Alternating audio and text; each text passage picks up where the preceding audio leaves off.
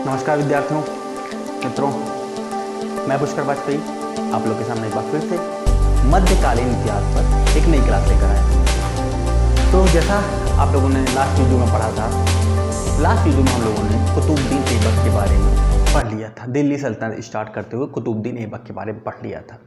आज की वीडियो में हम, जैसा आप लोग देख सकते हैं, व्हाइट बोर्ड पर लिखा हुआ है, इल्तुतमिश के बारे में पढ़ेंगे। दिल्ली का वास्तविक संस्थापक, भारतवर्ष में पहला मुस्लिम शासक जिसने पूर्ण भारतीय साम्राज्य की स्थापना की थी। काफ़ी इंटरेस्टिंग है इल्तुतमिश का पूरा जीवन काल। तो आज की जो इल्तुतमिश का चैप्टर है उसको लगभग 2 वीडियोस में कंप्लीट करेंगे, क्योंकि इल्तुतमिश के ही साथ में हम लोग रजिया सुल्तान और रुकनुद्दीन इन दोनों को ऐड करते हुए पढ़ेंगे। तो आज की वीडियो में हम लोग सिर्फ इल्तुतमिश के जीवन के बारे में पढ़ेंगे। ओके, जीवन के बारे में, उसका वैल्यूएशन करेंगे, कौन कौन से युद्ध जीते, कैसी उसकी कार्यप्रणाली थी, उन सब पर पॉइंट ऑफ व्यू चर्चा करेंगे। थोड़ा सा वीडियो आज का बड़ा भी हो सकता है, तो चीज़ों को धीरे धीरे समझने की कोशिश करेंगे। क्या पॉलिसी थी, किस तरह एक ऐसा शासक जिसने जब गद्दी संभाली तो चारों तरफ से वो समस्याओं से घिरा हुआ था और एक एक करके किसी को कूटनीति से, किसी को युद्ध से और किसी को न्यूट्रल होकर बिल्कुल शांति से बैठ के जो हो रहा है देखते रहे और अपने आप स्थितियाँ क्लियर हो गई। तो सारी पॉलिसीज़ पे हम लोग की चर्चाएं करेंगे इल्तुतमिश की, और देखने की कोशिश करेंगे क्या क्या था। एक एक पॉइंट पर धीरे धीरे चर्चा करेंगे। तो उसके पहले 2 पॉइंट है। पहला पॉइंट, मिडवल हिस्ट्री का हर चैप्टर लास्ट चैप्टर से कनेक्ट होता है, तो आप पहले लास्ट वीडियो देख लें, उसके बाद ही ये वीडियो देखें। दूसरी बात, जो नए व्यूअर्स हैं उनको बताना चाहूँगा, इस चैनल पर हम लोग कॉम्पिटिटिव एग्जाम के पर्पज से जीएस से संबंधित विषयों का क्रमवाइज अध्ययन कर रहे हैं। तो धीरे धीरे हम लोग वीडियोज़ अपलोड कर रहे हैं। एंशिएंट हिस्ट्री और इंडियन कॉन्स्टिट्यूशन का वीडियो लगभग मैंने कंप्लीट करा दिया है, आप प्ले लिस्ट में जाकर देख सकते हैं या डिस्क्रिप्शन बॉक्स में लिंक शेयर कर दूंगा। ओके, तो स्टार्ट करेंगे। इल्तुतमिश कुतुबुद्दीन ऐबक के बाद आराम शाह गद्दी पर बैठता है, पर एक अयोग्य शासक होता है। तो तुर्कों के जो अमीर तुर्क होते हैं वो इनवाइट करते हैं इल्तुतमिश को। ये लास्ट वीडियो का थोड़ा सा रिकैप करके लेके चलेंगे।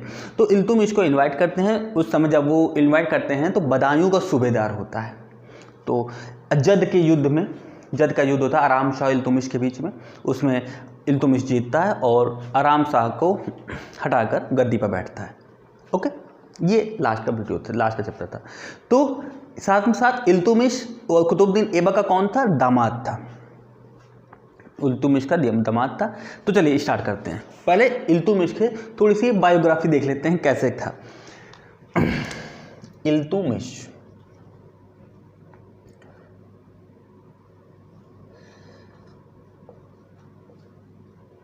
सत्ता में कब से बैठे?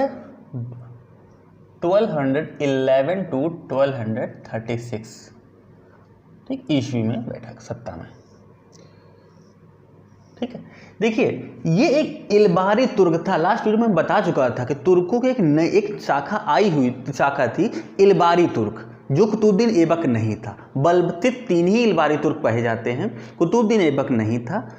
बलबन अपने आप को कहता था, लेकिन इतिहासकार ने इस मामले को, इस बात को डिनाई कर दिया। और एक ही मूल रूप से इल्बारी तुर्क था, कुतुबुद्दीन ऐबक इल्बारी तुर्क था। इसके पिता का नाम था इलम खान। ठीक है, अब एक बात और, कुतुबुद्दीन ऐबक जितना ही कहा जाए बदसूरत था, मतलब उसकी कद काठी कुछ खास नहीं, बौने कद का था, ज़्यादा सुंदर नहीं था, लेकिन यही इल्तुतमिश काफ़ी खूबसूरत था। मतलब एक हैंडसम पर्सनालिटी का बंदा था और वीक, साहसी भी था, दिमाग भी चलाता था, कुशल भी था, मेहनती था, क्या जाए स्वामी भक्त था। ठीक है, तो सारे क्वालिटी से एक माइंडसेट कर लीजिए इसके बारे में। अब बचपन में जब ये सुंदर था तो ऐसा बताया गया कि इसके भाई इससे ईर्ष्या करते थे, इसीलिए इसको बेच दिया एज ए दास के। उस समय तुर्कों में दासों का चलन चलता ही था, तो इसको एक बेच दिया जलालुद्दीन मोहम्मद चुस्तकबा को बेच दिया। तो और ये मैं लास्ट वीडियो में बता भी चुका हूँ कि उस समय दासों को ट्रेंड करने का एक सिस्टम सा चल पड़ा था। तो इसको कुशलता, मतलब एक तरह से गॉड गिफ्टेड थी, हर चीज़ में मन लगा के काम कर रहा था, साहसी था, हर कुछ सीख रहा था। तो जब ये गजनी आया तो कुतुबुद्दीन ऐबक ने इसको खरीद लिया। गजनी में कुतुबुद्दीन ऐबक इससे देख काफ़ी अट्रैक्ट होता है और ऐबक इसको खरीद लेता है। लेकिन ऐबक के खरीदने से पहले एक बात और भी कही है, कुछ राइटर्स ने मेंशन की है कि उसके पहले मोहम्मद गौरी भी इससे इल्तुतमिश से काफ़ी अट्रैक्ट होता है और उसे खरीदने के लिए ऑफर करता है, लेकिन जलालुद्दीन ये चुस्त का भाव तो मना कर देता है कि ये बिकेगा नहीं, है ना, मतलब बॉस को ही मना, अपने शासक को ही कह दिया कि बिकेगा नहीं। तो मोहम्मद गौरी ने बैन लगा दिया था, इल्तुतमिश के रीसेल पे बैन लगा दिया था कि कोई भी इसको खरीद नहीं सकता, इसको आप बेच ही नहीं सकते। मतलब एक दास एक तरह से वस्तु है, जिसके पास रहेगा उसी की है। तो मोहम्मद गौरी ने इल्तुतमिश के रीसेल पर बैन लगा दिया था, लेकिन जब ऐबक की बात पता चली तो ऐबक ने मोहम्मद गौरी से परमिशन ली, क्योंकि बॉस मोहम्मद गौरी था, ऐबक से परमिशन ली, देन ऐबक ने उसको खरीद लिया। और इससे इतना कहा जाए अट्रैक्ट था, इससे इतनी कहा जाए इतना प्रभावित हुआ कि इसको आते ही आते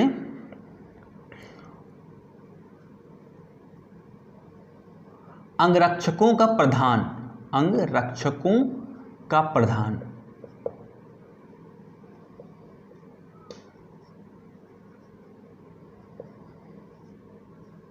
अल-ए-जहांदार का पद दे दिया। ठीक है, अल-ए-जहांदार का पद दे दिया। अब देखिए शुरुआत इतनी इंटरेस्टिंग होती है कि अल-ए-जहांदार का पद दे दिया, अल-ए-जहांदार का पद दे दिया। ठीक है, अंगरक्षकों का प्रधान। अब देखिए, ठीक, इसके बाद क्या होता है, मेहनती थाई धीरे धीरे मेहनती थाई सारी कुशलताएं थी, तो धीरे धीरे अपने प्रमोशन लेता गया, प्रमोशन लेते और ये धीरे धीरे एक बार दिल्ली सल्तनत का जो सबसे बड़ा पद था, दिल्ली सल्तनत का जो सबसे बड़ा पद था, अब राजा नहीं बना है अभी फिलहाल, सल्तनत बदायूं का सूबेदार बन गया, बदायूं का सूबेदार बन गया। मेहनती था, हर मेहनत के दम पे इसने पाया। अभी जब राइटर्स लास्ट में बताते हैं कि इसने जो कुछ पाया वो अपने दम पर पाया, अब सारी इसकी सफलता से इसका स्वयं को जाता, किसी ने इसकी हेल्प नहीं की इल्तुतमिश की। तो बदायूं सूबेदार, अब देखिए लड़का वेल सेटल्ड था, इतना बड़ा सूबेदार बन गया था। तो ऐबक ने अपनी पुत्री का विवाह इससे कर दिया, ऐबक ने अपनी पुत्री का विवाह इससे कर दिया।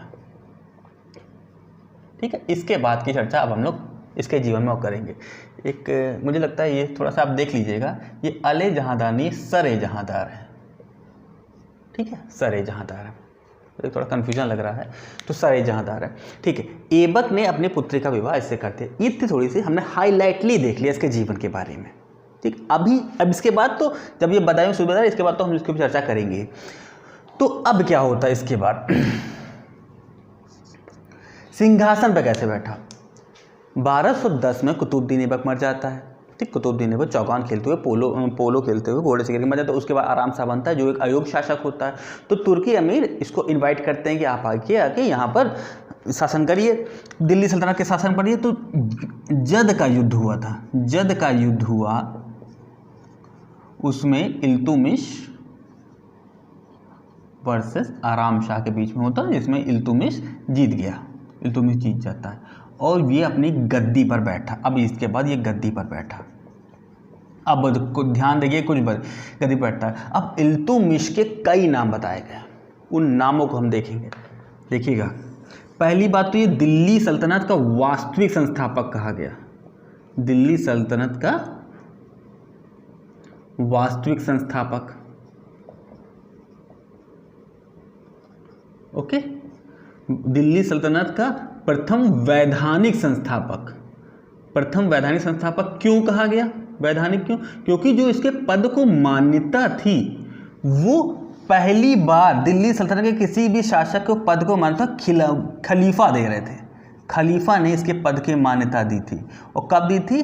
1229 में, काफ़ी टाइम बाद दी थी, मान नहीं रहे थे। खलीफा कौन थे?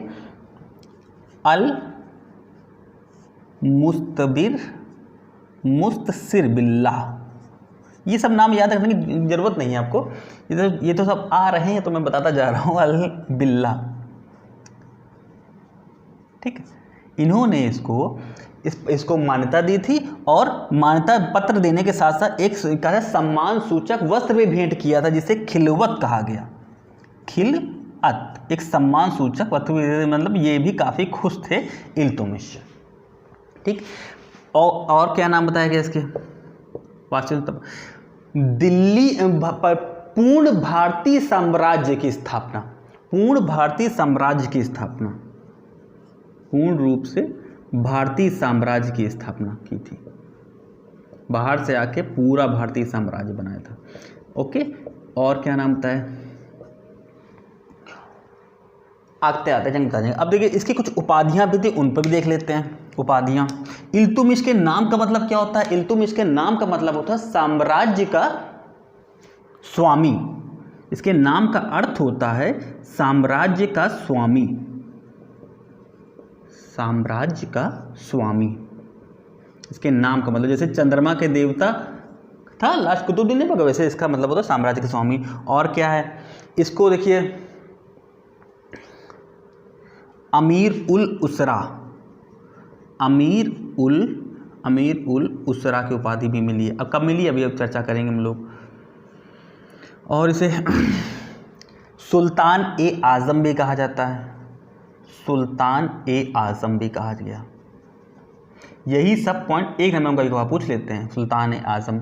और ईश्वर की भूमि का रक्षक, ईश्वर की भूमि का रक्षक, एक और नाम है ईश्वर के सेवकों का सेवक। हो सकता है आपको यहाँ ना दिखाई दे रहा हो तो मैं बोल रहा हूँ, ईश्वर के सेवकों का सेवक, ईश्वर के सेवकों का सेवक। ये सब उसकी उपाधियाँ थी। ओके, एक बार उपाधियाँ फिर से पढ़ लेते हैं। नाम का अर्थ है साम्राज्य का स्वामी। अमीर उल उमरा की उपाधि, अमीर उल उमरा की उपाधि दी गई थी। ठीक है, सुल्तान ए आज़म कहा गया, ईश्वर की भूमि का रक्षक और ईश्वर के सेवकों का सेवक। इतनी इसको उपाधियाँ भी मिल गई थी। इतना हो गया। थोड़ी सी हमने बायोग्राफी देख ली और इनका थोड़ा सा कहा जाए जो डिग्रियां थी इनको मिली थी, प्रमोशन के तौर पर डिग्रियां मिलती जा रही थी, एक करके उपाधियां मिलती जाती, उन पर देख लिया। अब देखिए गद्दी पर तो बैठ गए, पर ये एक पहला शासक था कि जितनी गद्दी में जितनी आराम नहीं थी उतनी समस्याएं थी। समस्याएं कौन कौन सी थी? कई समस्या थी। देखिएगा, कुछ समस्याएं तो ऐबक से, ज़्यादातर समस्याएं जो थी वो ऐबक के थ्रू आ गई थी। देखिए मैंने कहा था मोहम्मद गौरी के 3 उत्तराधिकारी थे, सामने आए थे, कुवाचा, यलदौज और ऐबक। ऐबक तो निकल लिए, है ना। अभी भी ऐबक ने यलदौज और कुवाचा को कंट्रोल करके रखा था, लेकिन जहाँ ऐबक निकल लिए उसके बाद कुवाचा और यलदौज के पर निकल आए, वो विद्रोह करने लगे। ठीक है, तो देख लेते हैं कौन कौन सी समस्याएं इल्तुतमिश के सामने देखने को मिली। पहले तो यलदौज, ताजुद्दीन यलदौज, इनके जो एरिया है उस पर भी कंसंट्रेट रखिएगा। अभी जब एरिया ही इधर उधर होंगे तो ध्यान से रखिएगा एरिया कौन कौन से। ये देखिए इसके अंडर में था गजनी, मोहम्मद गौरी का जो गढ़ था। दूसरा कुवाचा, इसके अंडर में है मुल्तान और सिंध। कभी कभार बीच में लाहौर आता भी जाएगा और छिनता भी जाएगा, तो सिंध को मैं नहीं लिख रहा, वो लाहौर को नहीं लिख रहा। ओके, और यलदौज हो गए, कुवाचा हो गए। और बंगाल बिहार, इसे अली मर्दान खान लिखें, अली मर्दान खिलजी, अली मर्दान खिलजी, खिलजी तीसरा आया था। बिहार और बंगाल, बिहार व बंगाल ये एरिया थे। ठीक, अब देखिए फोर्थ प्रॉब्लम क्या थी, इनका जो आराम शाह और शाही रक्षक मिलके षड्यंत्र रच रहे थे। मतलब अब घर ही के लोग विरोध कर रहे हैं, आराम शाह और इनके शाही रक्षक जो इनके इल्तुतमिश के अगेंस्ट षड्यंत्र जो कॉन्स्पायरेसी कर रहे थे।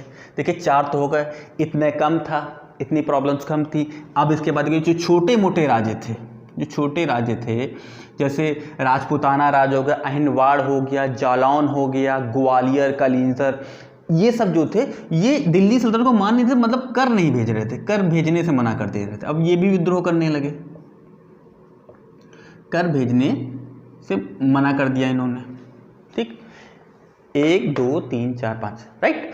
अब देखिए 4 प्रॉब्लम्स तो हैं, स्थिति बिल्कुल ख़राब है, पैसा आ नहीं रहा है, ऊपर से दुश्मन इतने सारे हैं, अभी कम था। एक और प्रॉब्लम आ जाती है, चंगेज़ खां मंगोली आ जाते हैं,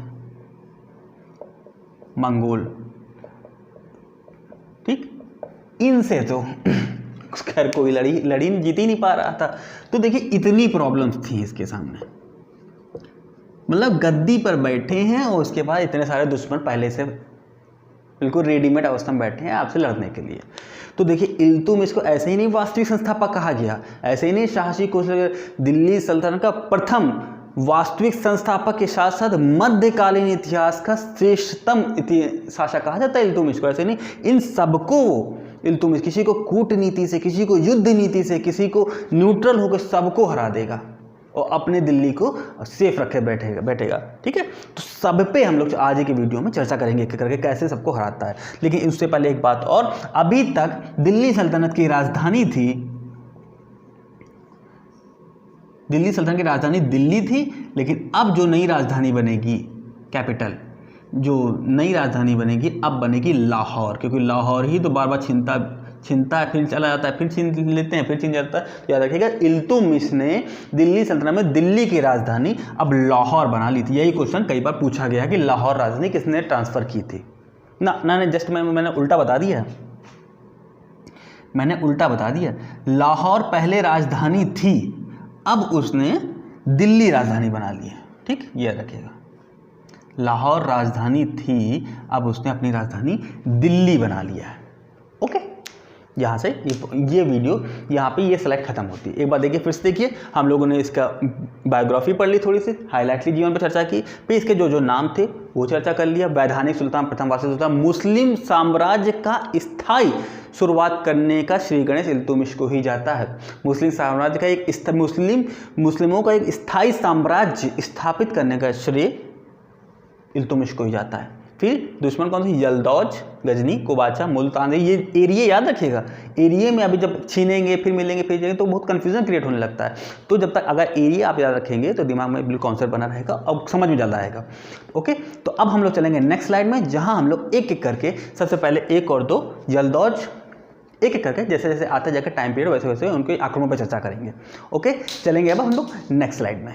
तो स्टार्ट करते हैं इल्तुतमिश के प्रारंभिक जीवन पढ़ने पर, और थोड़ा सा कहा जाए ब्लूप्रिंट हम लोगों ने तैयार कर लिया था कि कैसे कैसे उसने युद्ध जीता। तो देखिए इल्तुतमिश के जीवन को हम लोग, जो शासनकाल है 1211 से 1236 तक के आसपास, तो इसके जीवन को हम लोग 3 भागों में बांट लेते हैं। एक 1211 से 1220 तक, जब इसने इंटरनल एक्टिविटीज़ पर कंट्रोल किया, मतलब जो छोटे मोटे राजा उनको हराना शुरू किया। जो आराम शाह और शाही रक्षक मिलकर षड्यंत्र रखते इन पर पूरी तरह कंट्रोल कर लिया। तो मतलब अब रेवेन्यू भी आने लगा और जो हमारे जो रक्षक थे वो हमारे फेवर में आ गए, मतलब हम लोग की इंटरनल पावर सुदृढ़ हो गई। फिर दूसरा पीरियड होता है 1221 से 1230 तक, इसमें उसने कुबाचा, जैसे कुबाचा है और बंगाल, बिहार है, इस तरह के विरोधियों को, शत्रुओं को मारा। और 1231 से 1236 तक इसने अपनी शासन व्यवस्था सुदृढ़ की। जो शासन व्यवस्था सुदृढ़ की उसके बारे में हम लोग नेक्स्ट वीडियो में पढ़ेंगे। अभी हम लोग सिर्फ दो ही फेज पढ़ेंगे। तो सबसे पहले शासन गद्दी में बैठ गया था, तो सबसे पहले नंबर लगाते हैं हम लोग यलदौज का। यलदौज, ताजुद्दीन यलदौज, अंडर में है, एरिया है गजनी। Okay, Ghazni area. ये तो अपनी गलतियों का खुद ही मात खा गया, ठीक है। तो जब ये इल्तुतमिश पूरा देखिए, मैं लिखता स्टेप ही जाऊंगा, बोल बताता जाऊंगा। तो जब इल्तुतमिश गद्दी पर शासन में बैठता है तो ताजुद्दीन यलदौज अपने आप को मोहम्मद गौरी का वास्तविक उत्तराधिकारी मानता था। ऐबक ने थोड़ी देर से शांत कर दिया था, लेकिन इनके पर अब फिर निकल आए थे। तो इन्होंने ओवर कॉन्फिडेंस में इल्तुतमिश के पास क्या भेजा जब वो सिंहासन बैठा, कि एक छत्र और दंड भेजा। वह दंड भेजा, कहता है कि बेटा अब हमारी आप अधीनता स्वीकार कर लीजिए, हम आपके सीनियर हैं और आप हमारी अधीनता स्वीकार कीजिए। इल्तुतमिश ने भी कूटनीति से काम किया, कहते ठीक है बॉस, हम आपकी अधीनता स्वीकार कर लेते हैं। तो इल्तुतमिश ने कहा क्या, इल्तुतमिश ने अपनी इसकी अधीनता स्वीकार करने का बहाना किया, अधीनता का बहाना कर लिया कि ठीक है बॉस अब हम आपकी रास्ता नहीं काटेंगे, आप हमारे माई बाप हो, ठीक है, छत्र और दंड स्वीकार कर लिया। और किया क्या इस दौरान? कूटनीति से काम किया। उसने अपनी इंटरनल जो विरोध हो रहे थे आराम शाह व शाही रक्षक जो मिलके षड्यंत्र थे, इनको खत्म किया। मतलब वही हिंदी मूवी में डायलॉग में चुन चुन के मारा, तो वही इनको आराम शाह और शाही रक्षक को चुन चुन के मारा। कहते कि पहले जो हमारे घर में दुश्मन बैठे, पहले इनको हम खत्म करें, बाहर वालों को बाद में देख लेंगे। तो यही हुआ। इस दौरान सबसे पहले इसने आराम शाह और शाही रक्षक जो छोटे मोटे राजा जो कर नहीं भेज रहे थे, उनसे लिखित में नोटिस भेजा, कर क्यों नहीं भेज रहे हो, सबको एक एक करके ठीक किया। अब स्थिति यहाँ पे थोड़ी सही हो रही थी, ये तो सही हो रही थी, लेकिन यलदौज बेवकूफ़ी कर बैठे। यलदौज क्या कर बेवकूफ़ी कर बैठे, इन्होंने लाहौर पर अटैक कर दिया। लाहौर पर अटैक कर दिया और तात्कालिक रूप से लाहौर किसके पास था? कुबाचा को मार के भगा दिया। कहते हम तुम्हारे सीनियर हैं और लाहौर अब हमारा। लाहौर तो इनका हो गया, लाहौर तो जीत लिया, लेकिन गलती क्या हुई? गजनी को इन्होंने खाली छोड़ दिया था। ठीक समझिएगा, तो लाहौर तो जीत लिया इसने, लाहौर पर कुबाचा को भगा दिया और लाहौर जीत लिया, लेकिन गजनी पर मौका पाके ख्वारिज्म शाह जलालुद्दीन मोहम्मद ख्वारिज्म शाह मध्य एशिया में जिसका परचम लहरा रहा था, ख्वारिज्म शाह ने अटैक किया और गजनी पर कब्जा कर लिया। यलदौज की होशियारी देखिए, लाहौर तो मिल गया और अपना घर छूट गया। अब देखिए यहाँ स्थिति क्या बन रही थी। गजनी यलदौज के पीछे आया था, ये गजनी यलदौज के अंडर में था, ख्वारिज्म शाह ने गजनी पर कंट्रोल कर लिया। अब इल्तुतमिश को डर सता रहा था कि ख्वारिज्म शाह यलदौज के पीछे कहीं लाहौर पर अटैक ना करते, और लाहौर पर अटैक करेंगे तो हिंदुस्तान में आ जाएगा, तो अब मुझ पर भी अटैक कर सकता है। इल्तुतमिश की यहाँ पे कूटनीति चली। जैसा समझिएगा, यलदौज ने लाहौर पर कब्जा किया और ख्वारिज्म शाह ने यलदौज की अंडर वाली गजनी पर कब्जा कर लिया। अब इल्तुतमिश को यहाँ डर सता रहा था कि कहीं ख्वारिज्म शाह लाहौर पर अटैक ना करे, और लाहौर पर अटैक करने का मतलब भारतीय सीमा में आ जाएगा, और भारतीय सीमा के आने का मतलब अब हमारी दिक्कत हो जाएगी। तो उसने क्या किया, इल्तुतमिश ने जब यलदौज को तराइन के ऐतिहासिक मैदान, जो तराइन का युद्ध ना था 1191 में तराइन का युद्ध हुआ था, तराइन के मैदान पर दोनों का युद्ध होता है और यलदौज हार गया। यलदौज यहाँ पे डिफीट हो गया, हार गया, और फिर इसको ले जाते हैं बदायूं, वहाँ इसका वध कर दिया। बदायूं में इसका वध कर दिया। इस तरह यलदौज का चैप्टर क्लोज हो गया। इससे दो फायदे हो गए, इससे इल्तुतमिश को दो फायदे देखने को मिलते हैं। पहला क्या था, एक दमदार जो शत्रु था उसको खत्म कर दिया, एक सबसे जो प्रबल शत्रु था वो खत्म हो गया। दूसरा फायदा क्या मिला, दूसरा फायदा देख रहा है कि अब ख्वारिज्म शाह का लफड़ा खत्म हो गया।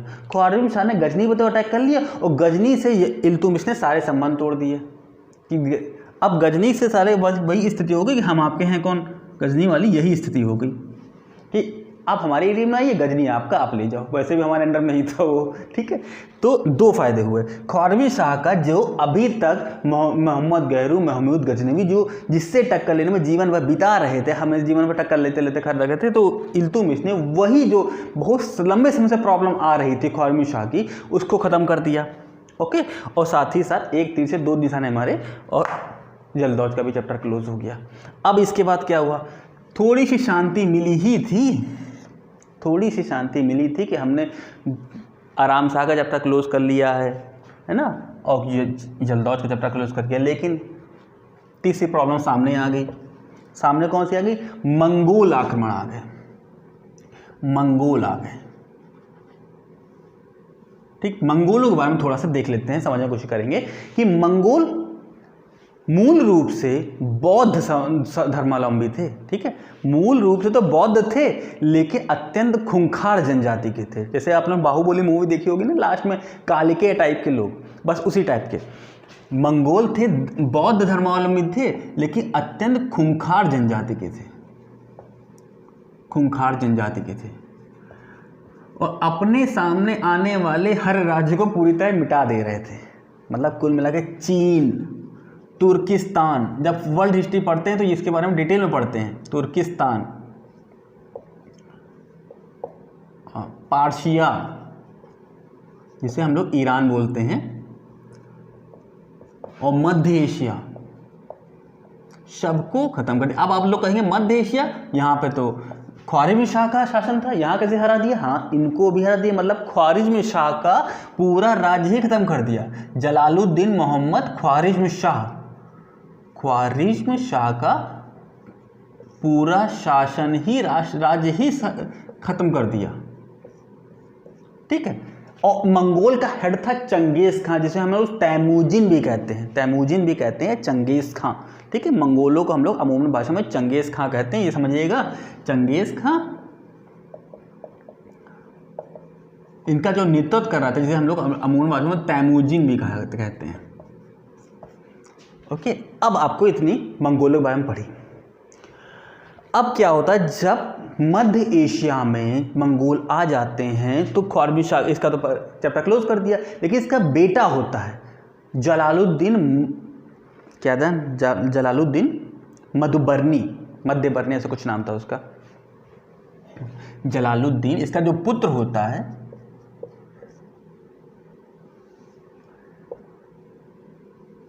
जलालुद्दीन मधुबर्नी, हो सकता है मेरा नाम ये थोड़ा सा याद नहीं आ रहा मुझे, मधुबर्नी ऐसा कुछ नाम था, मध्यबर्नी या मधुबर्नी ऐसा कुछ नाम था इसका। तो जलालुद्दीन मधुबर्नी फिर अब उसकी बारी आई। भैया बाप पिताजी को तो साफ कर दिया, अब बेटे की बारी है। अब ये मधुबर्नी भागता कहाँ है? भारत की तरफ भागता है, पंजाब की तरफ भागा। लेकिन बैकग्राउंड में क्या हुआ, ये देखिए पंजाब की तरफ भागा, लेकिन इस तरह बैकग्राउंड में क्या हो रहा था, ये तो भाग गए। चंगेज़ खान ने अपने एक दूत को भेजा, कहाँ भेजा? इल्तुतमिश के पास। ये कहते हुए इल्तुतमिश के पास एक दूत को भेजा, ये कहता हो कि जलालुद्दीन मोहम्मद मधुबर्नी की मदद मत करना, तो हम तुमको देख लेंगे। चंगेज़ खान ने मधुबर्नी के बारे में बताया कि उसकी मदद मत करना, नहीं तो उसकी तो मदद करो, फिर हम आके दिल्ली में आके तुमको देख लेंगे।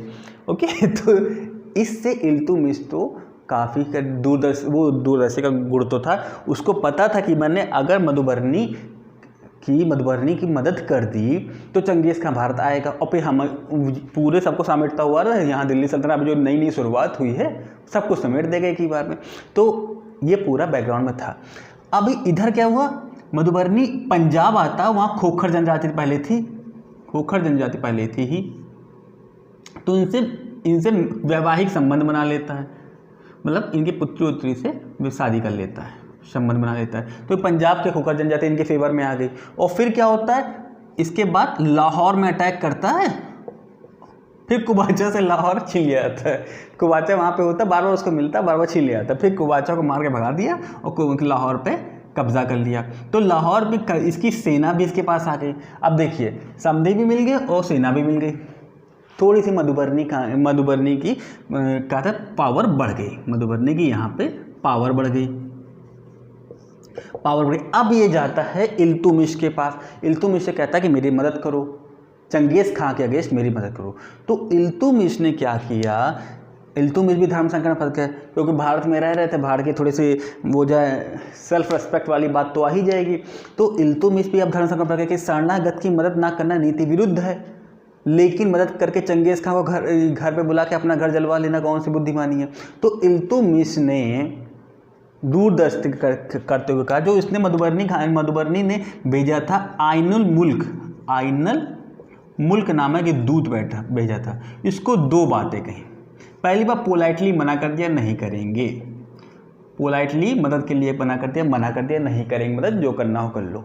दूसरी बात कहा, पंजाब से चले जाओ, नहीं तो चंगेज़ खां बाद में मारेगा, पहले मैं आके मारूंगा। ठीक है, तो दो इसको कह देंगे, मदद तो भूल जाओ, मदद तो नहीं करेंगे। दूसरी बात, पंजाब को चले जाओ, जो तुमने पंजाब और लाहौर में कब्जा कर रखा है ना, चले जाओ, वो हमारे एरिया है, चले जाओ, नहीं तो फिर चंगेज़ खान बाद में मारेगा, पहले हम मारेंगे। तो अब देखिए चंगेज़ खान की यहाँ पे स्थिति क्या बन रही है, ये अफगानिस्तान तक आ चुका है पीछा करते, मधुबरनी का पीछा करते करते अफगानिस्तान तक, सिंध नदी तक आ गया और यहाँ रुक गया है सिंध। अभी यहीं पे एक पॉइंट क्रिएट होगा, तो सिंध नदी के आग पे आ गया। तो जब इससे आईएनए मुल्क को दो बातें बताई।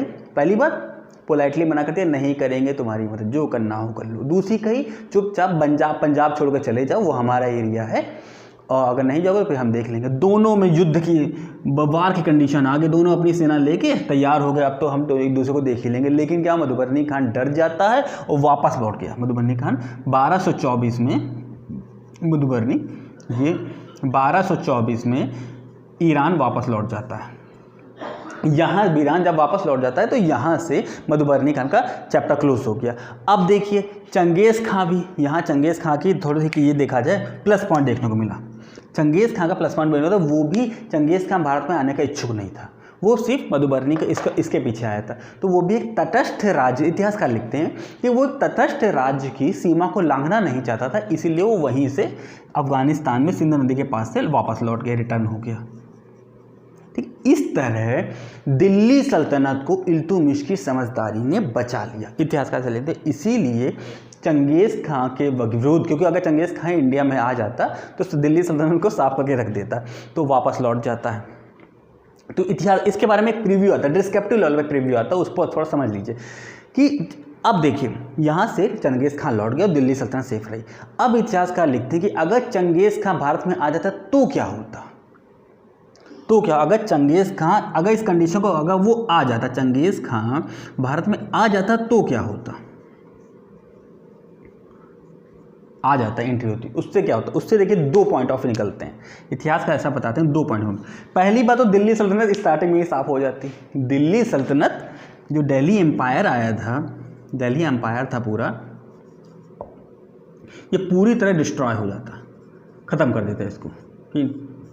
लेकिन दिल्ली सल्तनत का तो नुकसान होता, लेकिन भारत का फायदा अवश्य, लाभ अवश्य होता। देखिएगा, इंडिया का भारत का लाभ होता, ऐसा इतिहासकार बताते हैं। ऐसा हुआ नहीं, लेकिन उन्होंने ऐसा एक्सपेक्टेशन बताया कि भारत का लाभ होता। अब लाभ क्या होता भारत का, देखिए जो मंगोल थे मूल रूप से बौद्ध धर्मावलंबी थे, ठीक है। तो यदि वो भारत में रहते तो, और भारतीयों की और बौद्धों में काफ़ी समानताएं देखने को मिलती हैं, तो ये कहा जाए एक लॉन्ग टर्म पीरियड में मंगोल और भारत एक दूसरे से मिल जाते हैं। मतलब दोनों में क्या एक फीलिंग्स अटैचमेंट होता, तो दोनों को मिल जाता है, जो तुर्कों से जीवन भर कभी नहीं हो पाया। तुर्की कभी भी भारतीयों को स्वीकार नहीं कर पाया, हर राजा आके भारतीयों को प्रताड़ित, एक्सप्लॉइट ही करता रहा। लेकिन मंगोल अगर रहते तो एक लॉन्ग टर्म पीरियड में कहा जा सकता है कि भारत के साथ उनके साथ क्या संबंध अच्छे हो जाते हैं, ऐसा पॉइंट ऑफ व्यू इतिहासकार बताते हैं। तो इस पॉइंट को याद रखिएगा कि चंगेज़ खां का आक्रमण यदि हो जाता भारत पर, तो उसका रिजल्ट ये आता कि दिल्ली सल्तनत तो शुरुआत में साफ हो जाती, और लेकिन भारत के लिए लाभ ये होता कि मंगोल भी बौद्ध थे, और बौद्ध का तो जन्म ही भारत में हुआ था, तो कहीं ना कहीं भारतीयों और बौद्धों में काफ़ी समानताएं थी, मंगोलों में काफ़ी समानता थी। जो एक अगर भैया वहाँ बसते तो भारत और मंगोल मर्ज हो जाते, लेकिन जो तुर्कों से कभी नहीं हो सका। ओके राइट, यहाँ पे हम लोग का ख़त्म हो गया। ये थोड़ा सा नाम मुझे क्योंकि थोड़ा सा कन्फ्यूज़न लग रहा है, ये नाम आप देख लीजिएगा, मधुबरनी था, मध्यबरनी था, ओके, काफ़ी टाइम हो गया पढ़े हुए, तो देख लीजिएगा। अब इसके बाद यल्दौज और मंगोल, इन दोनों को हम लोगों ने डिस्क्राइब कर लिया कैसे कैसे आ रहा है। एक बार अगर ना समझ में तो एक बार वीडियोस को फिर से समझिएगा धीरे धीरे, कोई इसमें याद करने वाली चीज़ नहीं, कोई रटने वाली चीज़ नहीं, बस समझते रहने। देखिए मुझे भी याद कोई रटा नहीं पड़ा है, पर थोड़ा सा बस एक कॉन्सेप्ट बनाओ कैसे कैसे क्या क्या गाड़ियाँ चल रही थी, बैकग्राउंड में ये चल रहा था और यहाँ पर सामने ये चला। ओके, अब हम लोग चलेंगे नेक्स्ट स्लाइड में, जहाँ थोड़े बहुत और जो अटैक्स हैं इंपॉर्टेंट है, सारे अटैक्स के बारे में नहीं पढ़ेंगे, सिर्फ इंपॉर्टेंट के बारे में पढ़ेंगे। हम लोग चलेंगे नेक्स्ट स्लाइड में, जहां हम लोग सारे अटैक्स पढ़ने के बाद इल्तुतमिश के जीवन का अंतिम पड़ाव भी देखेंगे। चलिए अब चलेंगे हम लोग नेक्स्ट स्लाइड में। तो जो पॉइंट है, पहला पॉइंट है जो मुझे याद आ गया, वो मधुबरनी नहीं, वो मांगबरनी नाम है। मैं कह रहा था थोड़ा सा कन्फ्यूजन हो रहा है मुझे, तो पहला पॉइंट तो ये है कि मधुबरनी नहीं, मांगबरनी कैरेक्टर का नाम है, ठीक है, क्योंकि तुर्कों का नाम मधुबरनी तो हो ही, मधु तो जैसे वर्ड कोई हो ही नहीं सकता। ओके, मधुबरनी नहीं, मांगबरनी नाम है। और दूसरा जब इस युद्ध के बाद क्योंकि अब कुबाचा की बारी आ रही है, तो कुबाचा को अब लाहौर का डिटर्मिनेशन करना पड़ेगा। तो 1224 के बाद जब मांग बरनी वापस लौट जाता है ईरान, तो पंजाब पर तो दिल्ली सल्तनत का अधिकार हो जाता है, और जो लाहौर उसने कब्जा कर रखा होता है तो उसको भी इल्तुतमिश अपने अंडर में ले लेता है। फील्डिंग सजेगी अभी, तो ये बात याद रखिएगा। अब जो 1224 के बाद स्थिति ये बन रही है कि इल्तुतमिश के अंडर में लगभग सब आ गया है, सारी स्थिति आ गई, बस एक है कि कुबाचा जो उसका शत्रु है उसका भी ख़त्म करना है, उसका काम ख़त्म करना है। तो देखते हैं यहाँ कुबाचा का, ये लगभग बात है 1226 के आसपास की। ओके, तो कुबाचा इसके अंडर में क्या है, सिंध और मुल्तान, सिंध व मुल्तान इसके अंडर में है। तो अब इनका नंबर आ रहा है, इनको इस राज्य को हथियाना है। तो लाहौर हो चुका है इल्तुतमिश के अंडर में। ओके, इल्तुतमिश के सबसे बड़े पुत्र का नाम है नासिरुद्दीन। नाम याद रखिएगा, अभी फिर से आएगा, कई बार इसका नाम आएगा, मेंशन होगा, नासिरुद्दीन। तो अब देखिए, लाहौर अब इल्तुतमिश के पास लाहौर है और दिल्ली है, दो। इसने दो सेनाएं तैयार की, इल्तुतमिश ने दो सेनाएं तैयार की, एक लाहौर से भेजी, मतलब एक बेस बना दिया यूएसए की तरह, ठीक है। एक बेस में लाहौर से जो बेस है उससे जो आर्मी डिप्लॉय की वो की मुल्तान के लिए, ओके, और जो दिल्ली से आर्मी में डिप्लॉय की वो की सिंध के लिए। दोनों अब टुच्चा सा राजा कुबाचा, दो साइड से सेनाएं आ रही हैं, कैसे जीत पाओगे। तो वो खुद ही भयभीत हो गया, और भयभीत होके अपने पुत्र बहराम मसूद को कहा कि जाओ इनसे जाके ट्रीटी कर लो। खुद नहीं आए, बहराम मसूद को आए, उनसे कहा ट्रीटी कर लो, इल्तुतमिश से कहा ट्रीटी कर लो। ट्रीटी मतलब संधि कर लो। ट्रीटी का प्रपोजल लेके बहराम मसूद आया, तो इल्तुतमिश ने कहा ट्रीटी करना, चलो इनको भी धर लिया। अब इनको बना लिया बंदी। अब कह रहे चलो बेटा तुमको बना लिया, अब तुम अपने पिताजी को बुलाओ। तो कुबाचा को कहा कि अब तुम आओ, तुमको बताते हैं। अब कुबाचा को इतनी कहा है अपनी भाषा में, इतनी जलीलत फील हुई कि उसने सुसाइड कर लिया, सिंधु नदी में डूब कर ही सुसाइड कर लिया, सिंधु नदी में डूब कर सुसाइड कर लिया। और इस तरह एक बड़ा दुश्मन भी, शत्रु भी इल्तुतमिश का ख़त्म हो गया। अब सिंध और मुल्तान पर भी इसका अधिकार हो गया। ओके, सुल्तान पर अधिकार हो गया। लेकिन एक बात, अभी एक पॉइंट याद रखिए, इसका नाम है कबीर खान अयाज। दोनों जगह अपने अपने राज्यपाल नियुक्त कर दिया था। तो यहाँ पे एक राज्यपाल है कबीर खान अयाज, नाम याद रखिएगा, फिर से आएगा। नासिरुद्दीन नाम याद रखिए, कबीर खान अयाज नाम है। जो मुल्तान का राज्यपाल नियुक्त किया है उसे कबीर खान अयाज ऐसा कुछ नाम है, तो उसको नियुक्त कर दिया। तो सिंध और मुल्तान भी अंडर में आ गए। अब चौथा नंबर किसका आया, बिहार और बंगाल, बिहार व बंगाल। लेकिन यहाँ का जो सुल्तान अली मर्दान खिलजी ना था, अली मर्दान खिलजी था, लेकिन इतना टाइम हो गया तो वो भी स्वर्ग से धार गए। अब इसके बाद क्या हुआ, हुसामुद्दीन एवाज हुसामुद्दीन एवाज खिलजी गद्दी पर बैठा। तो हुसामुद्दीन एवाज खिलजी गद्दी पर बैठा।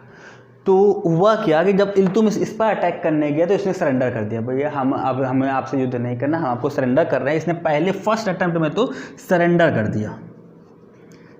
कर दिया और कहा कि भैया जो आपका यहाँ से आने में कंपनसेशन हुआ है, जो आपका घोड़ा गाड़ी ट्रेन है जिससे आए हैं, जितना कंपनसेशन वो भी हमसे ले लीजिए। प्रॉमिस किया कि जितना आपका पेट्रोल वेट्रोल लगा होगा वो सब हमसे ले लीजिए, क्षतिपूर्ति भी हमसे ले लीजिए। वो वचन देता है भैया हम आपको पूरा पैसा रिफंड कर देंगे। लेकिन जहाँ इल्तुतमिश वापस लौटा, इसने कहा नहीं देंगे, कौन सा युद्ध, कौन सा प्रॉमिस, कौन सा पैसा, नहीं देंगे, जो करना हो कर लो। तो फिर सेकंड अटेम्प्ट में अपने बेटे नासिरुद्दीन को भेजता है। इल्तुतमिश अपने बेटे नासिरुद्दीन को भेजा कि जाओ इनसे पैसा भी लेके आओ और इनको भी लेके आओ, दोनों को लेके आओ। लेकिन नासिर ने उसे एक सजेशन भी दे दिया था कि ऐसे ही मत अटैक कर देना, होशियार है, क्योंकि पहले अटेम्प्ट में तो हमको भी कहा जाए धोखा दे दिया, तो होशियारी से ने उसे प्रॉमिस तोड़ा तो पूरी तैयारी से बैठा होगा। तो नासिरुद्दीन कहा जाता है कि 2 साल तक सही मौके का इंतज़ार किया था उसने, 2 साल तक वेट किया था ये ऐवाज़ के अटैक करने, और 2 साल बाद जब अटैक किया तो इसको इसका वध कर दिया। लेकिन दुर्भाग्य ये हुआ कि 1229 में, मैंने बताया 1229 में खलीफा ने इसको मान्यता पत्र भी दिया था, है ना, फरवरी में। लेकिन अप्रैल के आसपास 1229 में नासिरुद्दीन की हो जाती है मृत्यु, नासिरुद्दीन की हो जाती है मृत्यु। ठीक है, काफ़ी इल्तुतमिश को काफ़ी दुख होता है, बड़ा बेटा निकल लिया है तो बड़े बेटे की मृत्यु हुई है तो काफ़ी दुखी होता है। लेकिन इसके बाद नासिरुद्दीन के बाद क्या हुआ, विद्रोह फिर हो गया। बंगाल और बिहार में विद्रोह हुआ और बैठा गद्दी पे इख्तियारुद्दीन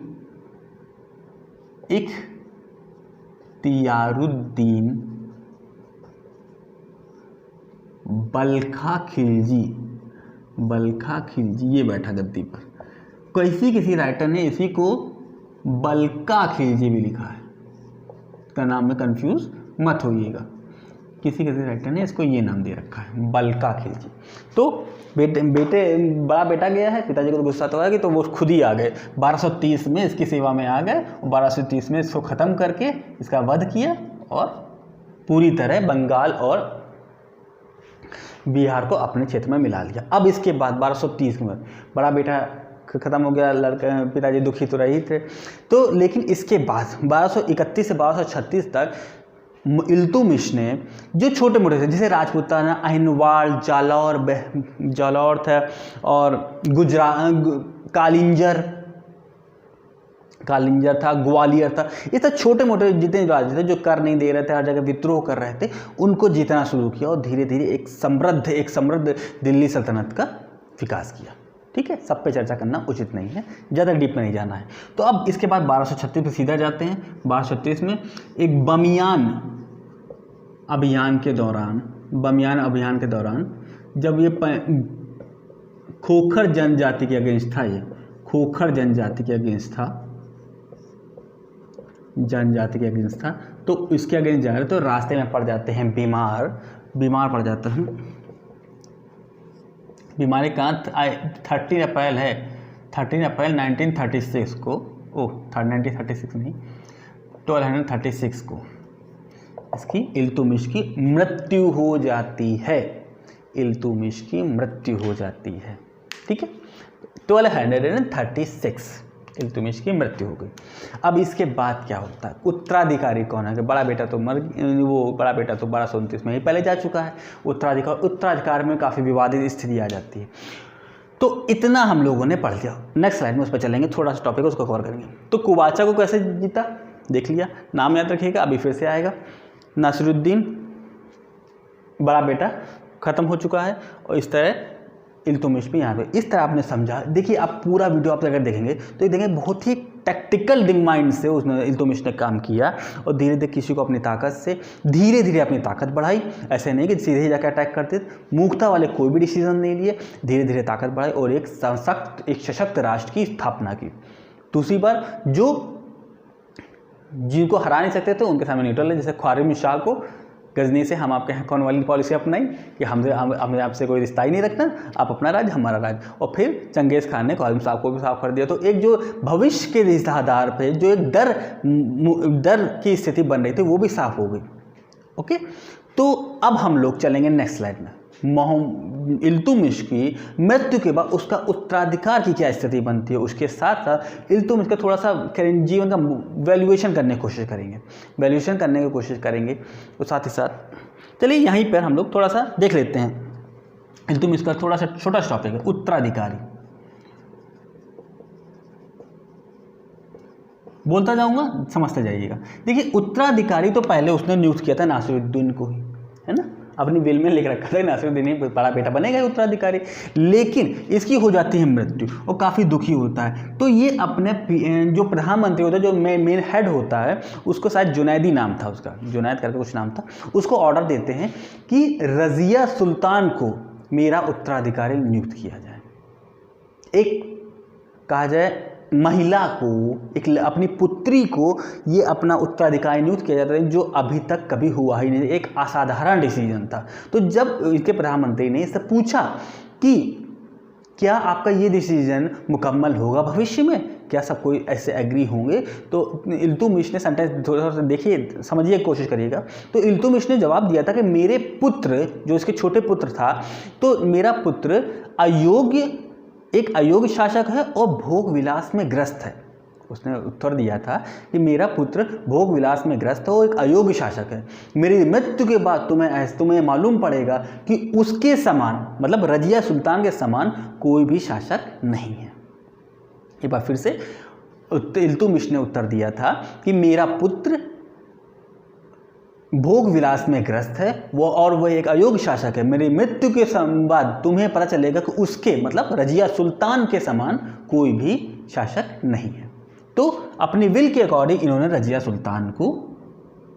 सुल्ताना, सुल्तान नहीं सुल्ताना कहेंगे, रजिया सुल्ताना को बनाया था। लेकिन विरोध होना शुरू ही हो गया। मृत्यु के बाद ही विरोध होना, मृत्यु के बाद क्या पहले ही विरोध शुरू होना शुरू हो गया था। ठीक है, जो तुर्की अमीर थे वही विरोध कर रहे थे। तो देखिए, एक स्थिति बन रही थी। मृत्यु के बाद दो स्थिति बनी। पहला तो यह था कि योग्य शासकों की कमी रही, योग्य शासकों की कमी रही जब तक बलबन नहीं आया। आई थिंक 1265 तक की कमी रही। और दूसरा, जो इल्तुतमिश ने एक ग्रुप बना दिया सरदारों का, 40 सरदारों का ग्रुप है जिसे चालीसा कहा जाता है। जब हम लोग इसके जो शासन प्रणाली पढ़ेंगे तब हम लोग नेक्स्ट वीडियो में चर्चा करेंगे। तो वो जो तुर्की अमीर थे, ये तुर्की सरदारों का समूह था,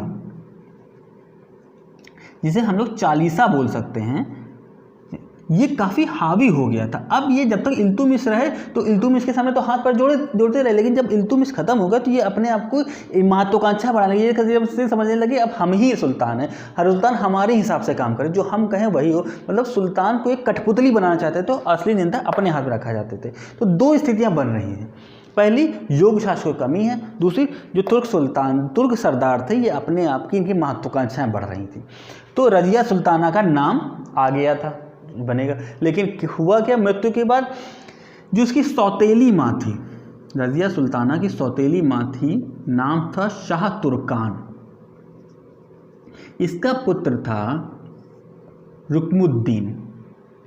ठीक है, रुकमुद्दीन फिरोज शाह से कुछ नाम था, रुकमुद्दीन फिरोज शाह नाम था। तो इन दोनों ने मिलकर तुर्क सरदारों के साथ मिल गए, इन दोनों को मिला लिया, एक षड्यंत्र रचा और मृत्यु के अगले दिन ही नेक्स्ट डे ही फिरोज शाह को शासक बना दिया। ठीक, फिरोज शाह। इसके बाद कहानी क्या होती है, जब हम लोग नेक्स्ट वीडियो में फिरोज शाह चैप्टर उठाएंगे, तो कैसे हटाया जाता है, रजिया सुल्ताना कैसे एक शासिका बनती है, उस पर भी चर्चा करेंगे। ठीक है, तो आपको उत्तराधिकार स्थिति समझ में आई। दो मृत्यु के बाद दो स्थिति समझ में आ रही थी। पहली बार तो योग शासक नहीं था, कोई कौन गद्दी संभालेगा। दूसरी बार शासकों कमी, तो दूसरी बार प्रॉब्लम ये आ रही थी कि तुर्क सरदार को जो ग्रुप बना दिया था चालीसा, वो अब हावी होने लगा था शासन पर। वो चाहता था कि सुल्तान हमारे अकॉर्डिंग ये काम करे, ये होना नहीं, ये होने दे, एक सुल्तान होने नहीं दे सकता। तो इन्होंने ही ये किया कि अपनी कठपुतली वाला शासक रुकमुद्दीन फिरोज शाह को गद्दी पर बैठाला। इससे क्या फ़ायदा हुआ, रुकमुद्दीन फिरोज शाह इनका गुलाम था, जो ये कहते थे वही करता था। और वास्तविक शासक कौन था, शाह तुर्कान। ये तो बस एक गद्दी पर बैठे थे, बस भोग विलास में पड़े रहते थे। काम कौन कर रहा था, शाह तुर्कान। और निर्देश किसके हो रहे थे, सरदारों, चालीसा ग्रुप के। ओके, ये स्थिति एक बहुत ही, जब तक बलबन का शासन नहीं आता है 1265 तक, तो तब एक दिल्ली सल्तनत का एक कमज़ोर पक्ष में चली जाती है, डामाडोल स्थिति रहती है। जब बलबन आता है तो ये सबको खत्म, ये 40 सबको खत्म करके अपना एक नया, एक सुदृढ़ राज बनाने की कोशिश करता है। राइट, तो अब हम लोग चलेंगे नेक्स्ट स्लाइड में, जहाँ हम लोग थोड़ा सा पूरा एक ब्रीफली देखेंगे इल्तुतमिश के जीवन को, कैसे कैसे उसने अपने कार्य की, क्या इसका पॉइंट ऑफ व्यू था, क्या हिंदुओं के प्रति पॉइंट ऑफ व्यू था, कैसे उसने नीतियाँ अपनाई, सभी पॉइंट पर चर्चा करेंगे। एक थोड़ा सा ब्रीफली है, 5 से 7 मिनट का टॉपिक है, उस पर क्लियर शॉर्ट आउट करते आज का वीडियो खत्म करेंगे। अब चलेंगे हम लोग नेक्स्ट स्लाइड में। आज के वीडियो की ये संभवतः लास्ट स्लाइड होगी। उसमें हम लोग इल्तुतमिश के जीवन के बारे में थोड़ा सा वैल्यूएशन करने की कोशिश करेंगे, थोड़े और तथ्य जाने। अभी तो हम लोगों ने सिर्फ उसकी कहा जाए युद्ध के बारे में चर्चा की, लेकिन अब थोड़ा सा उसके पर्सनल लाइफ के बारे में चर्चा करेंगे, कैसे उसकी पॉलिसीज़ रहीं। तो सबसे पहले स्टार्टिंग से ही स्टार्ट करेंगे जीवन। इल्तुतमिश योग्य शासक तो था, नो डाउट योग्य शासक था, और एक गुलाम का, देखिए एक गुलाम का जो एक दास है, किसी काम का दास नहीं है, एक गुलाम से होते हुए, सूबेदार होते हुए दिल्ली सल्तनत का शासक बना, ठीक है। एक लंबा सफर तय किया और शासक लगभग 25 ईयर्स तक शासक रहा, ठीक। कोई साधारण बात तो है नहीं, मतलब कुछ ना कुछ तो योग्यता हुई, बच्चे में टैलेंट था तभी तो इतनी ऊंची पोस्ट तक पहुंच गया था।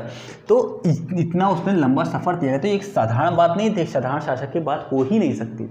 एक गुलाम से होकर एक शासक के पद पे पहुंचा, और उसकी इतनी सारी जो उसने योग्यताएं थी उसका श्रेय उसको स्वयं को दिया जाता है। ना तो किसी के बलबूते चल रहा था, ना तो किसी राजा का पुत्र था, ना ही किसी शासक। उसने सारी जो अपनी सीट, जो अपनी प्रमोशन पा रहा था, वो अपनी एग्ज़ाम पास करके पा रहा था। और एग्ज़ाम पास करने का मतलब क्या मतलब है कि जब देखिए 1205-6 के आसपास की बात करते हैं, जब मोहम्मद गौरी आया था अपने लास्ट अभियान में गोखरों के विरुद्ध, तो ऐबक तो ने मदद की ही थी अपनी सेना के साथ, और ऐबक के साथ इल्तुतमिश भी था, और इल्तुतमिश ने काफ़ी बहादुरी से लड़ाई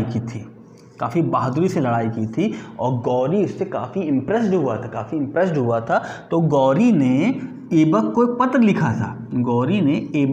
लिखा था, उस पत्र में लिखा था कि इल्तुतमिश के साथ अच्छा व्यवहार करना, एक दिन ये बहुत ख्याति प्राप्त करेगा। कभी कभार ये लाइन ही एग्जाम में रख देते हैं और पूछ लेते हैं ये किसके बारे में बताई गई है। तो गौरी ने ऐबक को लेटर लिखा था और कहा था कि इल्तुतमिश के साथ अच्छा बर्ताव करना, और भविष्य एक दिन ये बहुत ख्याति प्राप्त करेगा। और इसी के, क्योंकि गौरी ऐबक का बॉस था, माँ बाप की तो बात माननी ही पड़ेगी, तो लेटर के रेफरेंस में इसने क्या किया, ऐबक ने इल्तुतमिश को अपनी दासता से मुक्त कर दिया, ठीक है। तभी राजा बनने से पहले ही दोनों दास मुक्त हो चुके थे, ऐबक भी और ये दासता से मुक्त कर दिया। दासता से मुक्त करने के साथ साथ इसे अमीर उल उमरा की उपाधि भी दी थी, ठीक है। अमीर उल उमरा की उपाधि भी दी थी इल्तुतमिश को। देखिए टैलेंटेड तो बच्चा था ही। अब उसके बाद क्या हुआ, जब इसकी पॉलिसीज़ के बारे में किया जाता है, तो ये कहा जाए एक श्रेष्ठ शासक तो था ही। जब 1229 में इतनी योग्यता थी, तभी तो 1229 में खलीफा ने इसको अपने मान्यता पत्र दिया था, और एक प्रशस्ति पत्र देने के साथ साथ एक सम्मान सूचक खिलात वस्त्र भी भेजा था इसको। और कुछ उसके 1-2 महीने बाद इसके पुत्र की मृत्यु हो जाती है, लेकिन उसके बाद भी ये टूटा नहीं, लास्ट तक उसने अपनी सत्ता को संभाले रखा, मजबूत हाथों बांधे रखा। इसीलिए इसे वास्तविक शासक, दिल्ली सल्तनत का वास्तविक शासक, दिल्ली सल्तनत का प्रथम वैधानिक शासक, देखिए सभी हुआ, दिल्ली सल्तनत का वास्तविक शासक, दिल्ली सल्तनत प्रथम वैधानिक शासक। और एक वर्ड आरपी त्रिपाठी ने बताया है, आरपी त्रिपाठी ने इसके बारे में बताया है कि भारत में मुस्लिम सत्ता का श्री गणेश इल्तुतमिश ने ही किया है, इल्तुतमिश ने ही किया। ये आरपी त्रिपाठी ने लिखा है सर, ठीक है। प्रथम वैधानिक शासक, दिल्ली सल्तनत वास्तविक शासक, ये तो सब नाम सकते हैं। भारत में मुस्लिम सत्ता का श्री गणेश इल्तुतमिश ने किया। और क्या इसके बारे में बताया गया, नीतियाँ। और देखिए इसकी जो पॉलिसीज़ के बारे में चर्चा करें तो ये कहा जाता है कि ये अपने नियम खुद बनाता था। इल्तुतमिश अपने नियम खुद, कोई एक कहा जाए परंपरा से जो चली आ रही है उसको डिनाई कर देता। अपने नियम खुद बनाए इसने, उसको खुद अप्लाई भी किया, और देखिए रिजल्ट तो आप लोगों के सबके सामने है ही। और दूसरी बात, अगर जस्टिस की बात करें, एक अच्छा शासक था। जस्टिस इसके कारण इसको शासन में न्याय की एक न्यायप्रिय शासक था, लवर ऑफ जस्टिस था, न्यायप्रिय शासक था। तो इब्ने बतूता ने इसके बारे में लिखा है, इसकी न्यायप्रियता के बारे में बताया। इब्ने बतूता पढ़ चुके हैं इसके बारे में हम लोग, स्टार्टिंग में ही पढ़ा था। इब्ने बतूता ने इसके बारे में लिखा है कि इल्तुतमिश ने अपने महल के या अपने किले के बाहर दो संगमरमर के शेर बनवाए हुए थे, दो संगमरमर के शेर बनवाए हुए थे। उसके गले में घंटियां बनी थी, यदि जो किसी भी वक्त सुल्तान से न्याय पाने के लिए बजाई जा सकती थी। ठीक है, जैसे जहांगीर वाला सेटअप है, जहांगीर वाले सबने पढ़ा होगा, एक जंजीर टांग रखी थी, वैसे इल्तुतमिश ने भी किया था कि एक दो शेर बांधे थे, उसके गले में घंटियां थी, यदि किसी को न्याय नहीं मिला तो किसी समय उस घंटियों को बजा सकता था और सुल्तान उसको न्याय देते थे। ठीक, ये दयालु प्रवृत्ति के बारे में बताया गया है, दयालु प्रवृत्ति के बारे में बताया गया है। दयालु प्रवृत्ति के बारे में बताया गया, जैसे मैंने अभी नाम बताया था आपको, कबीर खान अयाज, इसको मुल्तान का बना दिया था राज्यपाल, लेकिन इसके होते हुए भी कबीर खान, जिसके राज्यपाल था कबीर खान अयाज, इसके होते हुए भी मुल्तान में हो जाता है एक बार विद्रोह। तो सभी लोग जो इसके दरबारी होते हैं कबीर खान को मृत्युदंड देने का सजेशन देते हैं, लेकिन मुल्तान शासक क्या कहता है, दयालु प्रवृत्ति तो जीविका चलाने के लिए इसको पद से अपदस्थ कर देता है, पद से अपदस्थ करते हुए पलवल नामक ग्राम की सूबेदारी दे देता है, एक छोटी सी पद पर दे दिया कि वहाँ जाके अपनी जीविका चलाओ, उनको मृत्युदंड नहीं दिया जाएगा। इससे इसके दयालुता बात पता चलती है। अब धार्मिकता का टॉपिक देखते हैं। तो इल्तुतमिश धार्मिक प्रवृत्ति का था, कहा जाए एक सच्चा मुसलमान बताया गया। 5 टाइम की नमाज अदा करता था, 5 टाइम की नमाज करता था, सभी धार्मिक कृत्य करता था। लेकिन देखिए इस पॉइंट के बारे में ज़्यादातर राइटर्स नहीं लिखते हैं, क्योंकि क्या इसके हिंदुओं के प्रति क्या पॉइंट ऑफ व्यू था। कुछ राइटर्स, हर राइटर इस बारे में लिखते ही नहीं है, क्योंकि किसी तरह इस तरह सोच नहीं मिलता है कि हिंदुओं के प्रति इसकी क्या पॉलिसी थी। तो 1-2 राइटर है ऐसा बता देते हैं कि जैसा इसके बारे में बताया, यही पॉइंट कि एक सच्चा मुसलमान था, धार्मिक कृत्य करता था, तो सभी अब शासक के बारे में ऐसा बताया गया। तो ऐसी संभावना व्यक्त की जाती है कि हिंदुओं के प्रति भी इसका अत्याचारी